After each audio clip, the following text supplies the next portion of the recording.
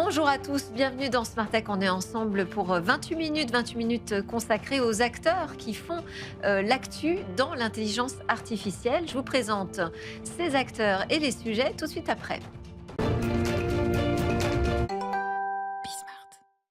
C'est parti pour les interviews de l'IA dans Smart Tech. C'est notre nouveau rendez-vous avec ceux qui font l'actualité dans l'intelligence artificielle. Aujourd'hui, autour de la table, Sylvie Ouziel. Bonjour Sylvie. Bonjour.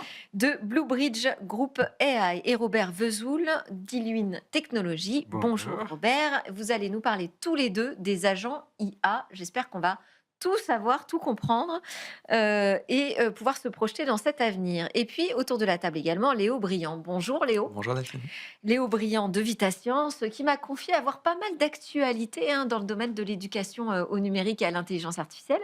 Donc, je vous propose qu'on commence à voir ça tout de suite ensemble, Léo. Avec plaisir. Donc, fondateur de VitaScience, qui est une start-up fondée en 2018, qui conçoit des outils numériques pour l'enseignement de la programmation informatique, mais aussi de l'intelligence artificielle en milieu scolaire. Alors, quelles sont ces nouveautés autour de l'IA et même, vous m'avez dit, de la robotique à l'école?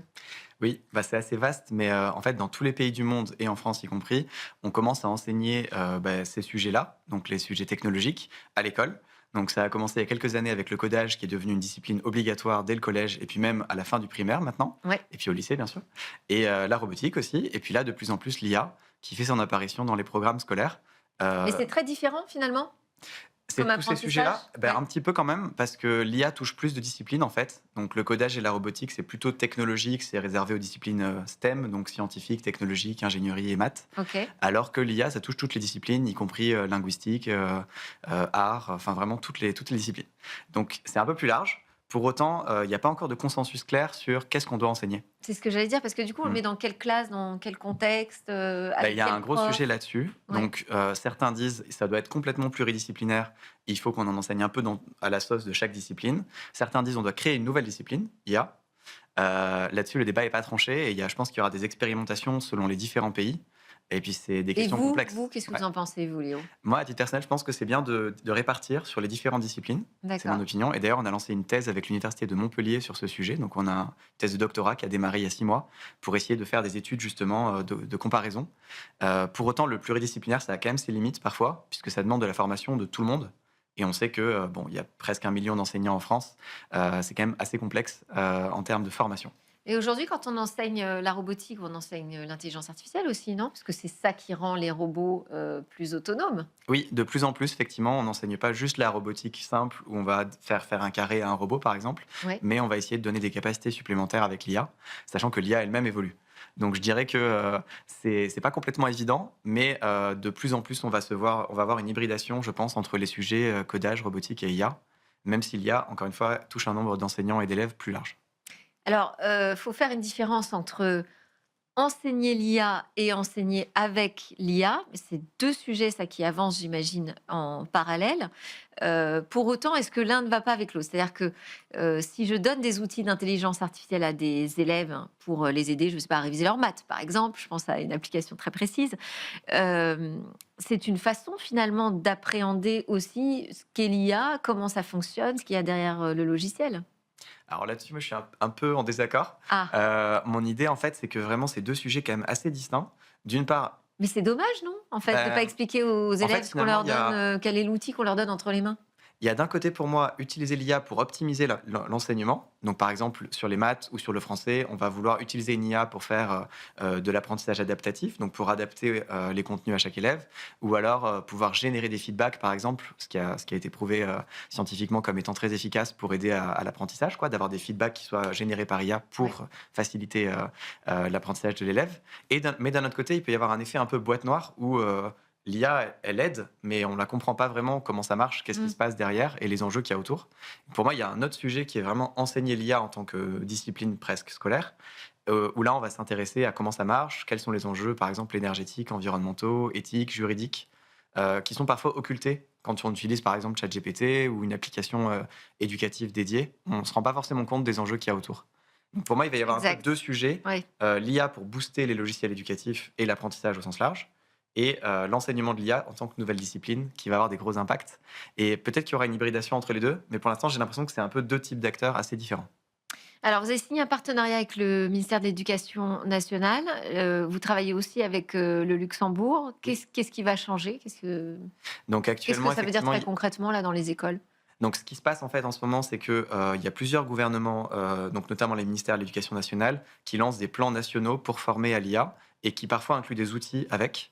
Et donc nous, bien sûr, notre enjeu avec VitaScience, c'est d'être intégré dans des plans de déploiement au niveau national, et c'est le cas donc en France et au Luxembourg. Ça a été annoncé donc très récemment. Et l'objectif pour nous, c'est vraiment de déployer ça à large échelle et de permettre à la fois l'appréhension de l'outil, mais aussi la formation des enseignants qui va avec, puisqu'on sait que l'un sans l'autre marche pas très bien. Ouais, donc ça veut dire que vous intégrez cette plateforme dans le cursus d'enseignement Alors des enseignants. à ce stade, il n'y a pas forcément une modification des programmes scolaires en Ah, tant que tels, parce que ça c'est vraiment sur le temps long.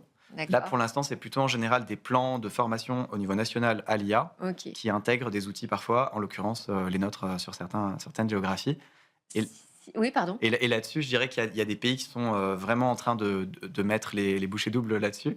Je pense par exemple à l'Estonie, donc pour prendre un contexte européen, qui vraiment a décidé avec son plan AI Leap, donc le bond en avant de l'IA, de former tous les enseignants et tous les élèves du pays, en commençant par le secondaire, donc les lycéens, l'équivalent des lycéens, et qui va mettre à disposition. Alors pour l'instant, ils le font avec OpenAI et Google, donc Mm. pas idéal en termes de souveraineté européenne, mais on voit que vraiment il y a plein de pays, je pense à l'Arabie Saoudite, aux États-Unis, à la Chine, qui ont lancé des plans de formation massifs à l'IA au sein de Et leur vous le faites éducation avec quel nationale. modèle alors? D'un point de vue IA, c'est ça? Sur les outils pour former les enseignants? Oui, Oui. donc nous, on se base sur des modèles en fait open source le plus souvent, notamment Mistral en France, mais aussi quelques autres. On peut les citer? Oui, on utilise pas mal les modèles Black Forest Labs pour la génération d'images, donc des modèles allemands, un peu de Stable Diffusion aussi, des modèles anglais. Et puis sur la partie modèle de langage, on utilise Mistral en France, et puis on propose aussi des modèles chinois et américains pour ceux qui souhaitent. Mais notre idée, c'est d'être assez agnostique, c'est-à-dire on ne veut pas dépendre d'un seul fournisseur. Et l'objectif, c'est plutôt d'enseigner comment fonctionne l'IA indépendamment du choix du modèle.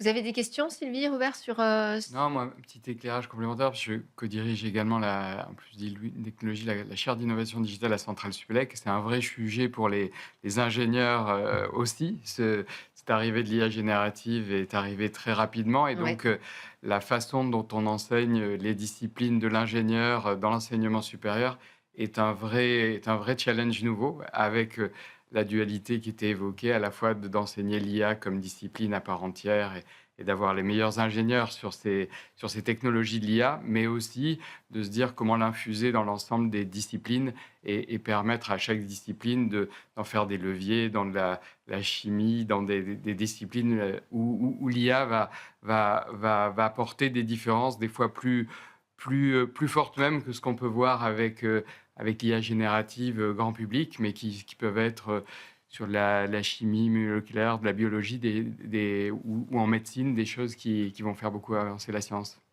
Evitation ne travaille pas du tout sur les cycles supérieurs. Vous Alors un tout restez... petit peu, on si a 3 partenariats en cours avec des universités, mais c'est plutôt minoritaire, puisqu'on vraiment on a à peu près 500 000 élèves et enseignants utilisateurs de la plateforme chaque année, et vraiment l'ultra majorité sont plutôt en primaire et en secondaire.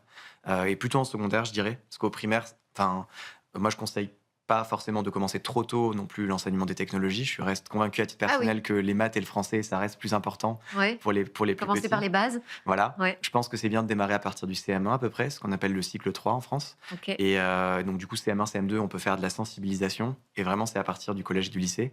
Et après, l'enseignement supérieur, je pense qu'il y a vraiment des choses à faire. Mais pour l'instant, nous, en tout cas, on est plutôt concentré sur le secondaire où il y a déjà pas mal de travail. Sylvie? Oui, oui, enfin, donc par rapport à ce qu'on évoquait sur Centrale, moi, ce que je trouve intéressant, c'est la fin de l'opposition entre les sciences, que l'on peut démontrer les équations, le déterministe et le probabiliste, et une convergence finalement entre ce qu'on comprend, ce qu'on mathématise et ce qu'on met en équation, et le probabiliste, qui est l'observation des phénomènes et le machine learning. Et pas mal de laboratoires actuellement hybrident les deux. Nous, on hybride beaucoup les deux et ça donne de très très bons résultats. Donc, je pense que c'est une voie intéressante. Et sur à quel âge faut-il commencer? Nous avons des équipes aux Émirats Arabes Unis, à Dubaï. On en a aussi à Tel Aviv, Genève, Paris. Mais donc à Dubaï, ils ont fait passer une loi qui oblige l'enseignement de l'intelligence artificielle dès la maternelle. Ah oui.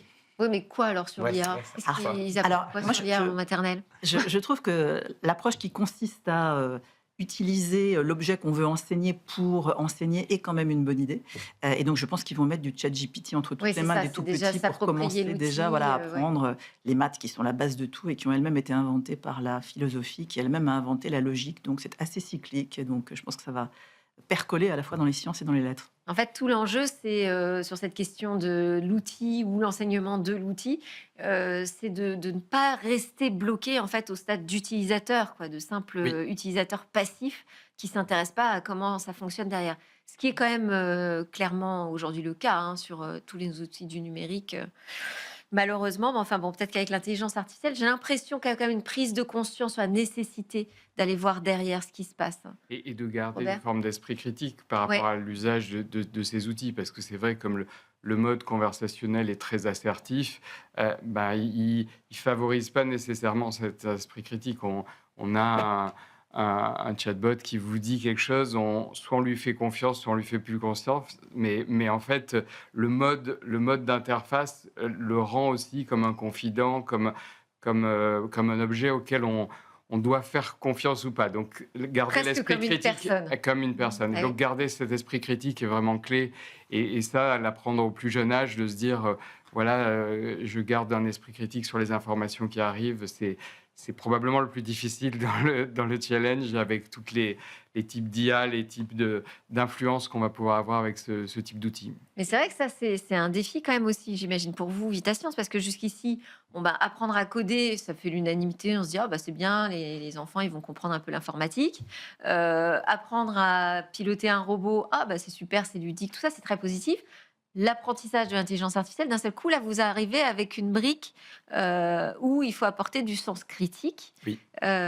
où c'est pas forcément immédiat une adhésion. Vous ne demandez pas une adhésion finalement à la matière sur laquelle ils vont travailler. Oui, c'est ça. Donc nous, notre approche, c'est vraiment justement d'éclairer sur comment ça marche, la nature probabiliste, le fait que ça puisse halluciner, qu'il puisse y avoir des biais, d'expliquer pourquoi il y a des biais, donc la logique de données d'entraînement, par exemple, son importance, la logique de consommation énergétique aussi, montrer qu'en fait, les choix qu'on fait sont pas anodins derrière, en termes environnementaux, et puis derrière, de montrer en fait que on peut créer ses propres IA aussi, pas forcément des LLM énormes, hein, mais des petites IA, par exemple, de reconnaissance d'image. En 2 minutes, on peut en créer une avec son petit jeu d'image et montrer qu'on peut faire des choses très biaisées, très facilement. Et nous, notre enjeu, c'est finalement de Et puis montrer que plus cet derrière le aspect-là. résultat, il n'y a pas de baguette magique, hein, il C'est y a ça, aussi des des gens, gens. des ouvriers du numérique. Exactement. Ouais. Et mon enjeu, c'est plus en fait finalement ça, de montrer ça, que d'apprendre à faire un bon prompt, par Ouais. exemple. Parce Ça, que c'est quand même très nouveau, quoi, je trouve. Non, pour vous? oui, Ouais. je pense que l'enjeu de l'école n'est pas de former les jeunes à faire des prompts concrètement, c'est plutôt de les éclairer globalement sur comment ça marche, quels sont les enjeux, et qu'ils puissent ensuite s'en servir dans des bons contextes, parce que je pense qu'il y a des contextes où l'IA apporte énormément de bénéfices, et parfois qui disent, bah non, en fait, il vaut mieux typiquement faire une recherche Google, ou alors réfléchir par moi-même, ou alors en parler à mon enseignant, ou voilà, que l'IA n'est pas la solution miracle à tout, et que parfois, au contraire, ça peut être une perte de temps, voire une perte de sens. Je pense qu'on sous-estime le fait que cette génération sera IA native. En fait, de la même manière qu'on a vu Sur les digital l'utilisation. natives, voilà. Ouais. Donc ils vont être, je pense, assez vite assez matures sur les limites, les modes de fonctionnement. Enfin voilà, il ne faut pas oublier qu'ils seront nés avec ces technologies. Ouais, espérons que la maturité arrive avec. On va s'intéresser avec vous maintenant aux agents. Donc, Sylvie Ouziel, fondatrice et CEO de Bluebridge Group AI, qui est dédiée au développement d'agents d'intelligence artificielle, et Robert Vesoul, CEO et cofondateur d'Iluine Technologies, et donc co-directeur de la chaire d'innovation digitale de Centrale Supélec, vous l'avez dit. Iluine, c'est une scale-up française qui est spécialisée dans l'IA et la data, fondée en 2017 donc au sein de cet écosystème justement Centrale Supélec et Paris-Saclay. Peut-être première question, qu'est-ce que vous appelez des agents IA? Allez, une définition chacun. Sylvie. Alors nous, on a une définition très pragmatique. En fait, un agent IA, c'est une application qui va remplacer un humain dans les tâches fastidieuses et un assistant qui va augmenter un humain dans les tâches un peu plus complexes. Et donc, un agent IA, pour nous, peut s'appuyer sur des technologies agentiques, c'est-à-dire une capacité à raisonner en boucle autonome ou pas. Et en général, articule une brique ou plusieurs d'IA génératives, mais aussi d'autres technologies. Parce qu'en fait, l'IA générative a permis de déverrouiller un certain nombre de cas d'usage où on avait besoin d'un humain pour écouter une bande-son, produire une bande-son, regarder une image, lire un document complexe. On a maintenant la possibilité de traiter ce type de cas d'usage par des automatismes. Mais une fois qu'on a fait ça, le reste, souvent, est plus déterministe. C'est de l'optimisation mathématique, c'est d'autres technologies. Et donc, on combine tout ça pour remplacer un humain dans des tâches fastidieuses. Voilà ce qu'est un agent pas forcément très court, mais j'espère que c'était clair. Ouais, moi, c'est clair. Autre définition peut-être Je partage pour cette compléter, définition. qui est déjà pas mal complète. Ce qui est important, c'est de se dire qu'il y a une définition qui est un peu académique et qui est un peu technique, qui utilise l'IA générative. Et c'est vrai que la notion d'agent, elle est arrivée quand les systèmes sont révélés trop complexes ou quand on se dit, on observe une organisation, il y a plein de tâches. Et donc, finalement, ça revient à décomposer le problème en sous-tâches qui sont plus simples, qui vont pouvoir être gérées soit avec des technologies d'IA génératives, soit des technologies, comme c'est évoqué, plus classiques. Mais donc, c'est finalement de se dire, quand j'ai analysé les process d'une entreprise, je le décompose en sous-ensembles plus simples. Le mot agent, il a bien pris parce qu'il correspond à la fois à une tâche d'IA, aussi à un mot qui est associé à un humain.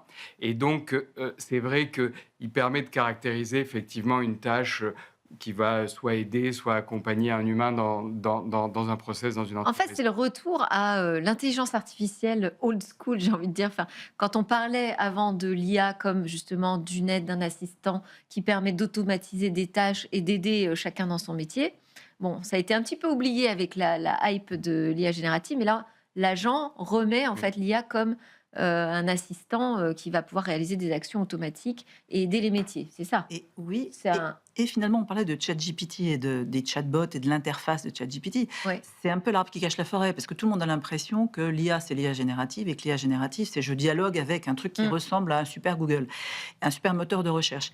Et en fait, l'IA générative permet de faire des tas de cas d'usage qu'on évoquait, d'écouter des bandes son, de regarder des La vidéos, de lire des traduction, documents, ouais. et du coup de développer des petits programmes qui vont eux-mêmes travailler sur les systèmes de l'entreprise dans votre quotidien professionnel et remplir des tâches pour vous. Donc finalement, cette interaction de ChatGPT, c'est pas du tout la seule manière de consommer de l'IA et de l'IA générative, bien au contraire.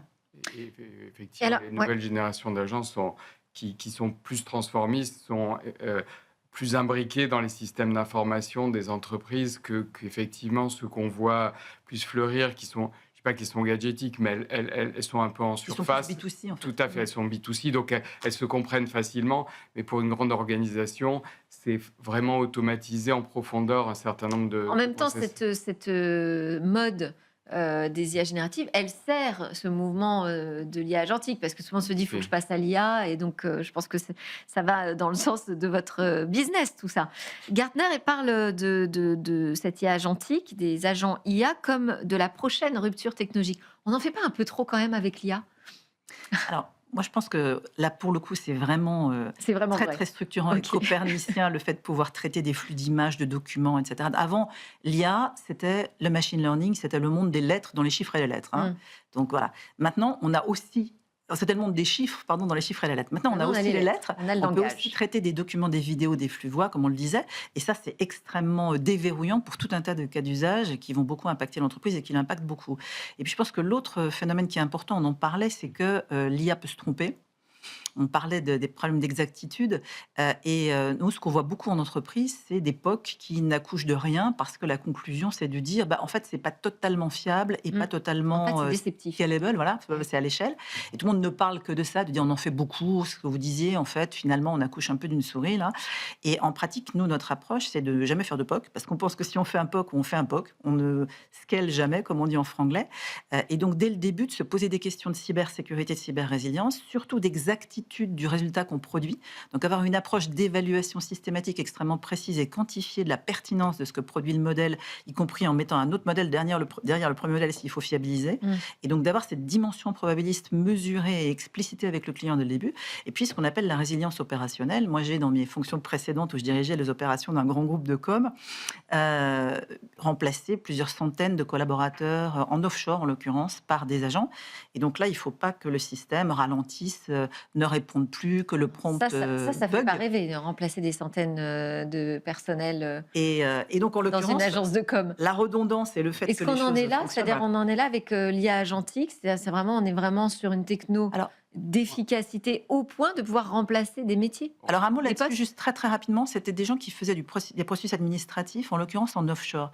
Et moi, ce que je pense, c'est que Ouais. des destinations d'offshore comme l'Inde, les Philippines, etc., ont un sujet macroéconomique parce qu'on a beaucoup parlé du ride shoring, le bon mix entre onshore, nearshore, offshore, suivant la criticité des tâches. Et je pense que les Et là, tâches il y qu'on a a une pu nouvelle offshorer, solution, en on peut les fait. AI shorer Ouais. désormais. Et je pense que le AI shoring va rapatrier au contraire chez nous la supervision des tâches et le contrôle, mais que l'exécution de tâches très automatisables, très processables, va être automatisée. Ouais. À condition d'avoir la maîtrise de la technologie aussi. Oui. Ouais. Après, sur ce sujet qui est un peu inflammable de parler Eh oui. du remplacement des tâches humaines, il faut dire qu'on a vécu ça dans le domaine de l'industrie avec de la robotisation. C'est plus compliqué parce que là, on parle de tâches tertiaires et ça se rapproche de plus de personnes et ça a été un peu invisibilisé quand les usines se sont robotisées. Mais effectivement, si je prends le domaine de la relation client, on arrive à des niveaux d'automatisation avec des agents qui peuvent tout à fait réaliser des tâches de support de niveau 1, de niveau 2, et même de façon assez surprenante, aller assez loin. Donc, ça ne veut pas dire du tout que ça va remplacer des humains dans la globalité, mais c'est vrai que ça va automatiser toute une partie de tâches, et donc ça, En fait, c'est une balance, redistribution une redistribution. du travail, quoi. Et il y a une étude de Stanford qui est sortie cet été qui montre que la difficulté sur 3 types d'emplois, de jeunes emplois sur les comptables, les codeurs et les jeunes personnes dans la relation client, de difficulté à rentrer dans le marché de l'emploi. De première vision, parce qu'en fait, en étant débutants, ce sont des personnes qui sont challengées par des agents IA. Ouais. Et donc, dans le coding, on le voit il y a une espèce de zone tampon entre devenir un bon codeur qui va utiliser l'IA et qui va lui donner plus de productivité, plus de performance, mais il y a un petit trou à passer entre le jeune qui sort de l'école, qui avant faisait ses classes dans différentes entreprises, et donc le temps qu'il a à apprendre, là, il est challengé par des agents IA, et ça, c'est aussi un sujet, comme c'est évoqué, dans l'offshoreisation, le fait de déplacer les tâches pour avoir des coûts moins chers, parce que c'était Ouais. fait à cette fin-là dans l'organisation des entreprises. Et donc, ça recentre effectivement la supervision probablement en plus grande proximité, mais ces tâches-là, dans la relation client, dans les process documentaires où vous avez des assurances, des banques qui gèrent des dizaines de millions de documents sur une année. Donc, ces process, ils vont s'automatiser avec des agents IA. Alors oui, c'est Très de la intéressant, ça. robotisation Ouais. administrative. Je sais, peut-être un mot de plus, mais nous, ce qu'on observe, c'est que c'est tout à fait vrai, cette robotisation administrative. Mais il y a aussi... Alors, premièrement, on accompagne avec Alixio, notamment, qui est un partenaire RH, la requalification des effectifs, le redéploiement vers d'autres tâches, parce qu'il faut accompagner effectivement la mutation des emplois. Et deuxième sujet, il n'y a pas que la productivité. C'est beaucoup de bénéfices à l'IA sur la rapidité du go-to-market pour lancer des nouveaux contenus marketing et promotionnels beaucoup plus vite, en les validant beaucoup plus vite et en les produisant beaucoup plus vite.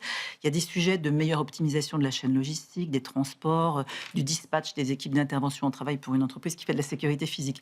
On a optimisé toute la prévision de l'absentéisme et le dispatch des équipes d'intervention sur site, aussi pour le bien-être des salariés, pour leur trouver des affectations au plus proche de leur adresse.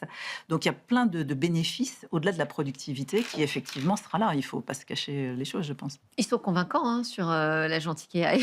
C'est vrai. Léo. Sur la partie enseignant, parce qu'il y a aussi ce débat-là qui revient souvent. Est-ce que l'IA va remplacer les enseignants Je pense que la réponse serait plutôt non, parce que du coup, pour le coup, il y a une histoire de relation humaine très forte en fait au sein de la classe qui dépasse juste le fait de délivrer des savoirs. C'est sûr. Mais par contre, sur les travaux administratifs, peut-être autour de l'école et la possibilité de faciliter la gestion finalement administrative, là-dessus, il y a effectivement des gains importants pour ce qui me concerne en tout cas dans la partie éducative. Et je pense qu'effectivement, il y a plein de métiers qui vont être impactés.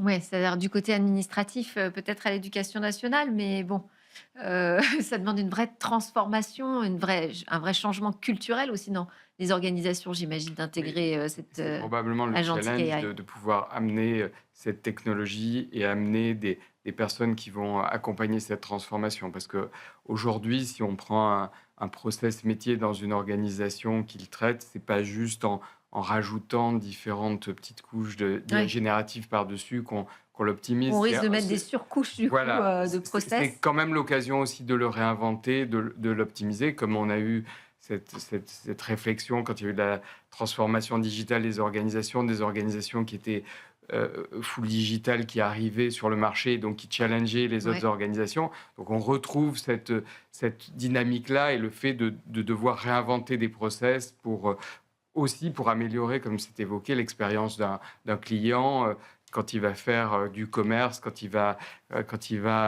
avoir des tas d'expériences différentes qui peuvent être nettement améliorées. Il y a le domaine de la santé aussi, où il y a beaucoup d'éléments où ces agents IA peuvent accompagner dans le suivi et être des vrais outils qui boostent là pour le coup les C'est-à-dire pour soignants. décharger de la Ouais, charge tout à fait. administrative au sein des hôpitaux, par Tout exemple. à fait. Alors, juste sur ce Ça, point-là, si ça pouvait arriver, ce serait chouette. ouais, exactement Non, sur mais- ce point-là, moi je suis un peu techno-béate, hein, vous avez remarqué, mais j'ai Non, toujours mais vous été êtes comme très ça. positif sur la gentille IA. On est presque Mais- convaincus avec Léo.